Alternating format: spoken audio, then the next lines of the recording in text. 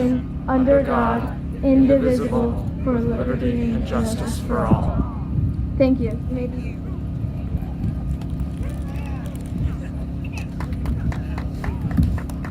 That was my daughter, Sophia. Hello, I'm Michelle Weslander-Quaid, and I'm a Santa Barbara native. I was fortunate to spend the first 14 years of my life here in Santa Barbara, and my grandparents, Reverend Glenn and Ruth Westlander, pastored churches in the area. And I went on to college, getting degrees in physics and engineering, a master's in optics, and was recruited to be in the national security community straight out of graduate school. Though I spent most of my career in the DC area, I came back often to Santa Barbara to visit my grandparents.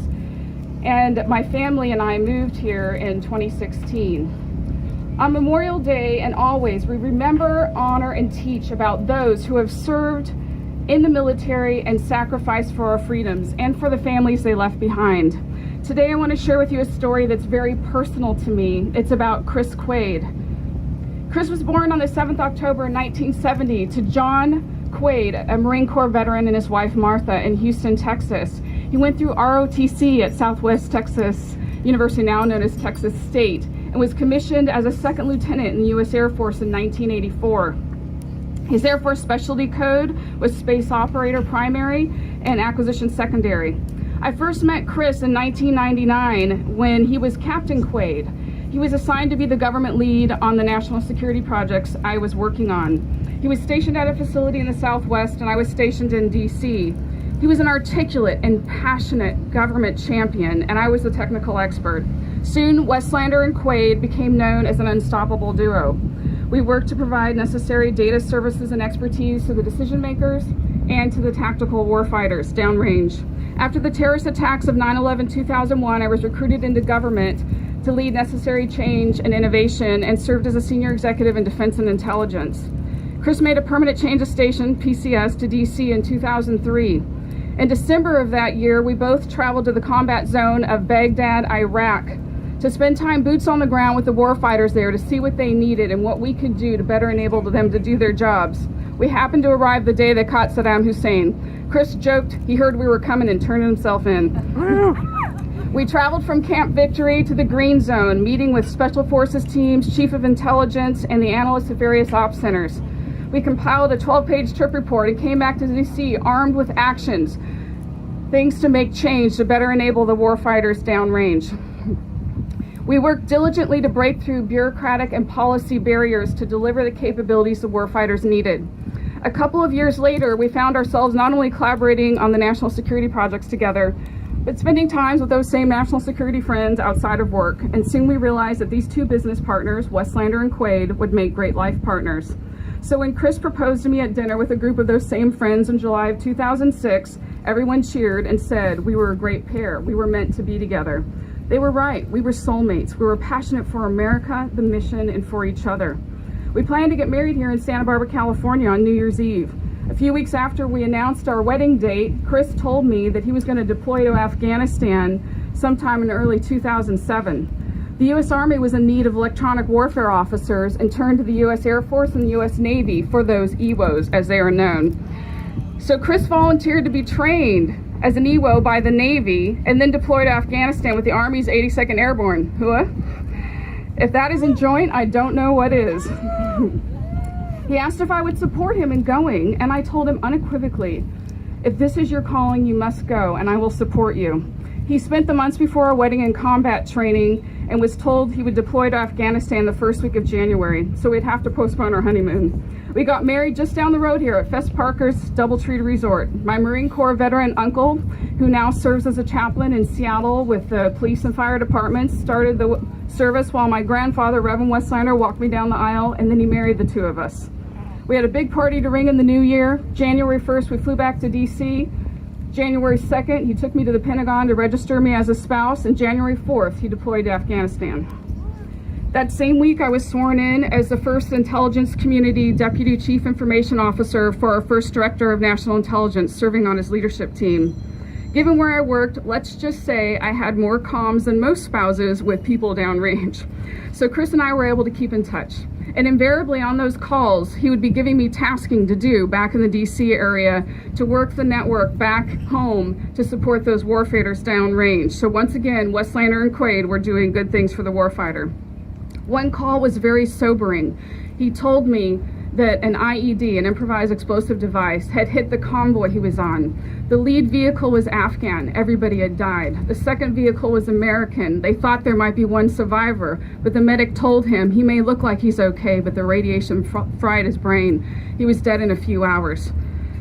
I was grateful that Chris had survived. Chris spent most of his time outside the wire at the forward operating bases with the troops. He was able to tap into the national security enterprise in ways the Army had never seen before. When Chris returned home, he was a man on a mission to establish a new capability that would connect the national security community to the tactical fight. He lobbied the leadership for many months before he was finally allowed to create the Joint Collaboration Cells, what is known as the JCCs, where experts from the intelligence agencies are connected with warfighters downrange at all different security levels. In 2008, we welcomed Sophia into the world. You couldn't find a happier family. Chris served as a mission director, a coveted and very competitive job, commanding the nation's imagery reconnaissance satellites, and he continued to find ways to make national assets relevant to the tactical fight. Eventually, the D&I highlighted the JCCs as a model for the intelligence community operations and made Chris the by-name executive agent to lead the stand-up of the JCCs across the national security enterprise, the intelligence agencies, and the military commands. On 31 December 2015, that was Lieutenant Colonel Chris Quaid's last official day of active duty. Chris retired, content in the knowledge that he had made a lasting positive impact on the national security community and knowing that people came home alive because of his efforts. The very next day, on January 1st, 2016, I had to take him to the ER. Thereafter, at MRI, we found out he had a life-threatening brain tumor, likely glioblastoma. We had never heard of that, but learned it was a stage 4 malignant brain cancer. I told Chris there in his hospital room we had been to combat zones together, and this was yet another combat zone, and I would be with him every step of the way in this fight. We would later learn that there were other young veterans who served in OEF and OIF that had glioblastoma. A few days later, Chris had emergency surgery at Walter Reed National Military Medical Center to save his life. I spent the first 2 weeks living in the ICU room with him. Unfortunately, he was moved out of the ICU too soon and there were complications, so he had another emergency surgery to save his life. He had yet a third before he was discharged home 4 weeks later. Chris was rated 100% disabled with 100% service-connected disability, unemployable, and homebound by the Department of Veterans Affairs. To say our lives were radically altered would be an understatement. After Chris finished the standard of care treatment in the DC area, we moved to Santa Barbara, to the property that used to be my grandparents'. Here he was under the care of an amazing oncologist at Ridley Tree Cancer Center, Dr. Dan Greenwald, and he received glioblastoma specialty care at UCLA Medical Center. The cancer and cancer treatments wreaked havoc on his body, and his disabilities became more pronounced. He had brain surgery at UCLA in January 2017. There were complications with the surgery and treatments. He went through rehabilitation but was discharged too soon. After losing his balance, falling and hitting his head, Chris soon became unable to walk. He never walked again. From there on, he needed 24/7 care. There's much I could share regarding the horrible saga that we went through, but we haven't the time here. Suffice it to say that despite the great support we received from the VA outpatient clinic staff and Santa Barbara County's outstanding veteran service officer, Joe Fletcher, we faced an intransigent bureaucracy at the Department of Veterans Affairs. Given Chris was 100% disabled with 100% service-connected disability, he qualified for the maximum benefits. But that was a challenge to get anyone at the regional center in LA to do their job to ensure that he got the benefits to which he was entitled and the care that he required. Their one-size-fits-all nursing home solution caters to a geriatric population. Clearly that does not meet the needs of all veterans, especially younger veterans who do not fit that demographic. As a result, Chris suffered unnecessarily and so did our family. There were numerous quality of care concerns that I expressed to the VA, but they chose to ignore those concerns and did not address them. Ultimately, this led to Chris having to deal with numerous life-threatening issues. On Thanksgiving of that year, I had to intervene and have him taken to the ER. The doctors there and at Cottage Hospital told me that if I've not intervened when I did, they wouldn't have a chance to save him. Sophia and I were by Chris's side every single day. After I'd drop her off at school, I'd go be with him, and then I'd go pick her up from school, and we'd come back and stay there till he went to sleep. Sadly, though Chris rallied because he had a reason to live and put up a valiant battle against the odds, his war-torn body ultimately gave out. He died in my arms at Cottage Hospital with our daughter holding his hands on December 16th, 2017. He was 47. I have pictures here of him. We are Christians, and because of our faith, we have hope that Chris is now truly the invincible warrior he always claimed to be, and that we will be reunited with him again someday. But we still miss him every day. This is our story, but is representative of countless veterans who gave their lives for the cause of freedom and the families they left behind. We owe our freedom to veterans, and they deserve our best care.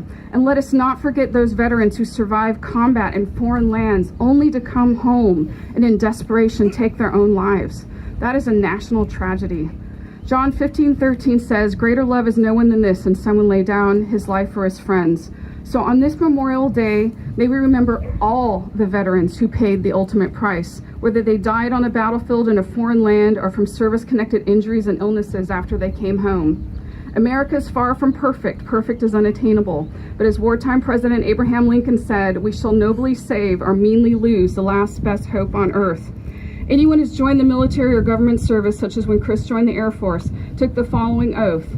"I do solemnly swear that I will support and defend the Constitution of the United States against all enemies, foreign and domestic, that I will bear true faith and allegiance to the same, that I take this obligation freely without any mental reservation or purpose of evasion, and that I will well and faithfully discharge the duties of the office on which I'm about to enter, so help me God." Make no mistake, there are enemies of the Constitution, both foreign and domestic, active right now. We must be ever vigilant and aware of what is going on. Thomas Jefferson said, "When the people fear their government, there is tyranny. But when the government fears the people, there is liberty." Unless we stand up to government overreach, our freedoms will continue to be eroded away. Let us remember that the Declaration of Independence says, "We hold these truths to be self-evident, that all men are created equal, that they are endowed by their Creator with certain unalienable rights, that among those are life, liberty, and the pursuit of happiness, that to secure those rights, governments are instituted among men, deriving their just powers from the consent of the governed. The consent of the governed are we, the people."